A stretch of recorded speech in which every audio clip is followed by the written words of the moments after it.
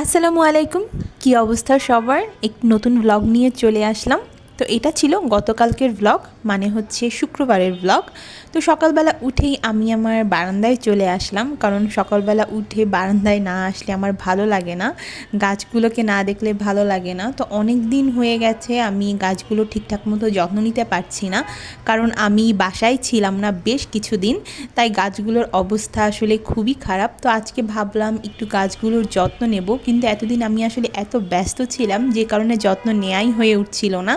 তো গাছগুলো প্রায় মরে যায় অবস্থা। তো আমি 2 দিন আগে নার্সারিতে গিয়েছিলাম। তো আমি এখান থেকে 3টে গাছ নিয়েছি, এই গাছটা আর হচ্ছে এই গাছটা। তো এই গাছটার নাম আমি জানি না, আর হচ্ছে এই গাছটা। আসলে আমি নার্সারিতে যখন যাই গাছ পছন্দ করে গাছের নাম ঠিকই জিজ্ঞেস করি, পরে আর মনে থাকে না। আর এটা হচ্ছে আমার মানি প্ল্যান্ট গাছ। আমার মানি প্ল্যান্ট অনেক বেশি পছন্দ। আর এটা হচ্ছে নয়নতারা গাছ। তো আমি কালকে সকালবেলা হচ্ছে আমি একটু ছাদে গিয়েছিলাম, ঘুম থেকে উঠেই একটু ছাদে গিয়েছিলাম হাঁটাহাঁটি করতে। তখন হচ্ছে আমি এই কাটা মুকুটটা নিয়ে এসেছি। আর এই গাছটার অবস্থা দেখুন, পাতাগুলো একদম শুকিয়ে গেছে, মরে গেছে। তো এই গাছটা একটু সার দিতে হবে। এই গাছটা আমার খুবই পছন্দের, সবুজের মধ্যে সাদা পাতা। তো এই গাছটা আমার খুবই পছন্দের একটা গাছ, কিন্তু পাতাটা কেমন শুকিয়ে গেছে। তো এরপরে হচ্ছে আমি নাস্তার টেবিলে চলে আসলাম, কারণ আমার এত বেশি ক্ষুধা লেগেছিল। তো তখন বাজছিল প্রায় 10:30টার মতো। তো আমি নাস্তা রেডি করে আমি আমার হাজব্যান্ডকেও ডাকলাম যে চলে আসো, আজকে বেশি তেমন কিছুই নেই নাস্তায়, তারপরও ঝটপট নাস্তা করতে হবে। তো আমি এখানে ব্রেডের সাথে জ্যাম লাগিয়ে নিচ্ছি। আমি সকালবেলা হচ্ছে ব্রেড আর জ্যাম খাই, আর আমি আমার হাজব্যান্ডকে হচ্ছে সবজি ভাজি দিয়ে দিলাম। ও হচ্ছে রুটি দিয়ে সবজি ভাজি খাবে আর হচ্ছে ডিম খাবে। তো ও হচ্ছে সকালবেলা একটা করে সিদ্ধ ডিম খায়, আমিও খাই, কিন্তু আজকে কিছুই খাইনি আমি তেমন। তো আমি শুধু কলা খেয়েছিলাম। এই কলার খোসাটা আমি ফেলে দেব না, এটা হচ্ছে আমি আমার এই পুঁইশাক গাছে দিয়ে দেব। তো এটা হচ্ছে খুব ভালো একটা সার পুঁইশাক গাছের জন্য। আর আমি হচ্ছে ডিমের খোসাও দিয়ে দিয়েছিলাম, এতে গাছগুলো অনেক তাড়াতাড়ি গ্রো করে। আর ওটা হচ্ছে তুলসী পাতা, আর এই সাইডে ছিল কলমি শাক। তো আমি হচ্ছে এটাকে কেটে কেটে তারপরে দিয়ে দেব, এতে খুব ভালো গ্রো করবে গাছ। তো এরপরে আমি আবার চলে আসলাম হচ্ছে আমার বারান্দায়, বেডরুমের বারান্দায়। তো আমি গাছগুলি একটু পানি দিয়ে দেবো, অনেক দিন ধরে পানিও ঠিকঠাক মতো দেওয়া হচ্ছে না। তো ভাবলাম একটু পানি স্প্রে করে দিই। তো ওদেরকে পানি স্প্রে করে দিলে দেখা গেছে অনেক ভালো সতেজ থাকে। আর এটা হচ্ছে আমার আরেকটা মানি প্ল্যান্ট গাছ, আমার মানি প্ল্যান্ট খুবই পছন্দ। তো আমার বাসায় প্রায় অনেক মানি প্ল্যান্ট গাছ আছে। তো আমার হাজব্যান্ড আমাকে প্রায় বকাবকি করে। আর এটা হচ্ছে ইঞ্চি প্ল্যান্ট, যে এত মানি প্ল্যান্ট গাছ কেন রেখেছো, মানি প্ল্যান্ট অন্য গাছও তো রাখতে পারো মানি প্ল্যান্টের জায়গায়, কিন্তু আমার মানি প্ল্যান্ট খুবই ভালো লাগে। তো এই জন্য হচ্ছে আমি মানি প্ল্যান্ট গাছ বেশিই রাখি। আর এই হচ্ছে আমার বারান্দার পুরো লুক। আমার বারান্দা কিন্তু পুরো গাছে ভর্তি। আর এটা হচ্ছে টাইম ফুল, আমরা এগুলোকে টাইম ফুল বলি। আপনারা কি বলেন একটু কমেন্ট করে জানাবেন। তো এটাতে দুটো ফুল ফুটেছে, এত সুন্দর লাগছিল কি বলবো। তো এই যে এখানে আরেকটা নয়নতারা ফুল ফুটেছে, এটা কিন্তু আমি কিনিনি, এটা আমি হচ্ছে আমার ছাদ থেকে নিয়ে এসেছি। ছাদে অনেকগুলো নয়নতারার চারা হয়েছিল, ওখান থেকেই নিয়ে এসেছি। তো এই গাছটা একটু পানি স্প্রে করে দিলাম। গাছে পানি স্প্রে করে দিলে কিন্তু ওরা অনেকটা সতেজ থাকে। তো এখানেও হচ্ছে মানি প্ল্যান্ট গাছ। তো এগুলোও হচ্ছে আমি আসলে ছাদ থেকে নিয়ে এসেই লাগিয়েছি। আর এটা ছিল স্পাইডার প্ল্যান্ট। তো আমার বাসার ভিতরে আরও কিছু গাছ আছে।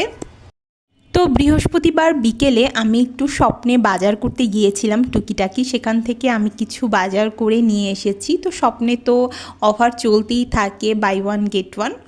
তো এখানে ছিল একটা অফার। তো আমি এই চাউমিন নুডলসগুলো নিয়েছি, এটা মনে হয় বাই 3 গেট 1 ফ্রি। আর এই চা পাতা নিয়েছি, চা পাতা শেষ হয়ে গেছিলো।